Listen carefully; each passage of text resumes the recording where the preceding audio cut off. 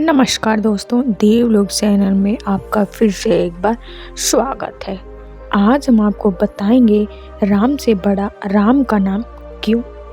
श्री राम दरबार में हनुमान जी महाराज जी श्री राम जी की सेवा में इतने तन्मय हो गए कि गुरु वशिष्ठ के आने का उनको ध्यान ही नहीं रहा।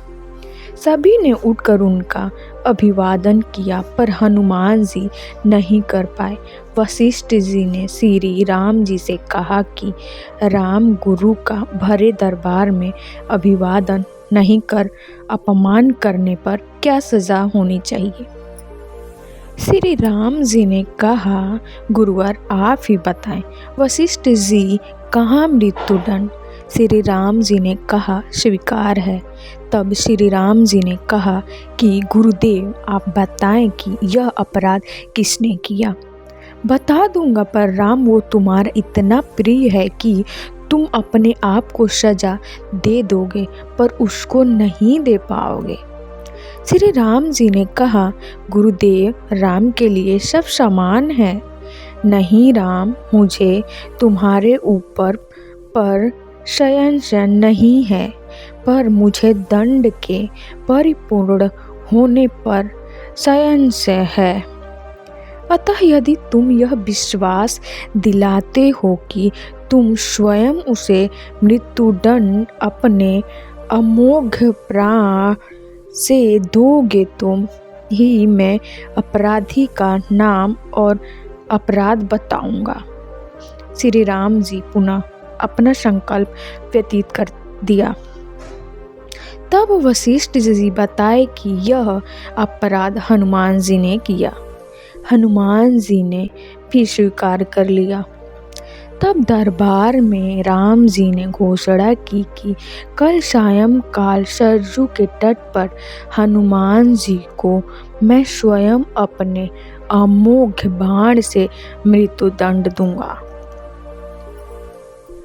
हनुमान जी के घर जाने पर उदासी की अवस्था में माता अंजनी ने देखा तो चिंतित रह गई कि मेरा लाल महावीर, अतुलित बल का स्वामी, ज्ञान का भंडार आज इस अवस्था में। माता ने बार बार पूछा, पर जब हनुमान चुप रहे तो माता ने अपने दूध का वास्ता देकर पूछा। तब हनुमान जी बताए कि यह प्रकरण हुआ है अजमाने में। माता, आप जानती हैं कि हनुमान को संपूर्ण ब्रह्मांड में कोई नहीं मार सकता, पर भगवान श्री राम के अमोघ बाण से भी कोई नहीं बचा सकता। तब माता ने कहा कि हनुमान, मैंने भगवान शंकर से राम नाम मंत्र प्राप्त किया था और तुम्हें भी जन्म के साथ ही यह नाम घुट्टी में पिलाया, जिसके प्रताप से तुमने बचपन में ही सूर्य को फल समझकर मुख में ले लिया था। उस राम नाम के होते हुए हनुमान कोई भी तुम्हारा बाल भी बांका नहीं कर सकता, चाहे वो राम स्वयं भी हो।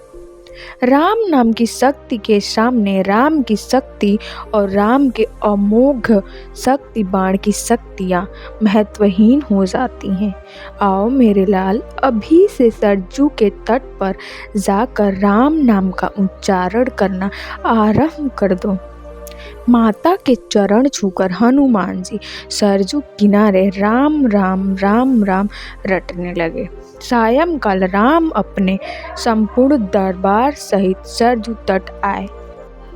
सबको कौतूहल था कि क्या राम हनुमान को सजा देंगे, पर जब श्री राम ने बार बार राम बाण अपने महान शक्तिहारी अमोघ शक्ति बाण चलाए, पर हनुमान जी के ऊपर उनका कोई असर नहीं हुआ, तो गुरु वशिष्ठ जी ने शंका जताई कि राम, तुम अपनी पूर्व निष्ठा से बाण का प्रयोग कर रहे हो। तब श्री राम जी ने कहा, हाँ गुरुदेव, मैं गुरु के प्रति अपराध की सजा देने को अपने बाण चला रहा हूँ। उसमें किसी की प्रकार की चतुराई करके मैं कैसे वही अपराध कर सकता हूँ? तो तुम्हारे बाण अपना कार्य क्यों नहीं कर रहे हैं? तब श्री राम ने कहा, गुरुदेव, हनुमान राम राम राम की अखंड रट लगाए हुए हैं। मेरी शक्तियों का अस्तित्व राम नाम के प्रताप के समक्ष महत्वहीन हो रहा है। इससे मेरा कोई भी प्रयास सफल नहीं हो रहा है। आप ही बताएं गुरुदेव, मैं क्या करूं? गुरु ने कहा, हे राम, आज से मैं तुम्हारे साथ तुम्हारे दरबार को त्याग कर अपने आश्रम जा रहा हूँ, जहाँ राम नाम का नियंत्रण जप करूँगा। जाते जाते गुरुदेव वशिष्ठ जी ने घोषणा की, हे राम, मैं जानवर मानकर यह घोषणा कर रहा हूँ कि स्वयं राम के नाम का नाम बड़ा है। राम नाम महाअघोर शक्ति का सागर है। जो कोई जपेगा, लिखेगा, मनन करेगा, उसकी लोक कामना पूर्ति हुए भी वो मोक्ष का भागी होगा। मैंने सारे मंत्रों की शक्तियों को राम नाम के समक्ष न्यूनतम माना है। तभी से राम से बड़ा राम का नाम माना जाता है। वो पत्थर भी तैर जाते हैं जिन पर श्री राम का नाम लिखा होता है। मेरे प्यारे दोस्तों, बजरंगबली से और राम जी से जुड़ी कहानी आपको अच्छी लगी हो तो चैनल को सब्सक्राइब, लाइक, कमेंट करना ना भूलें। वीडियो देखने के लिए आपका धन्यवाद।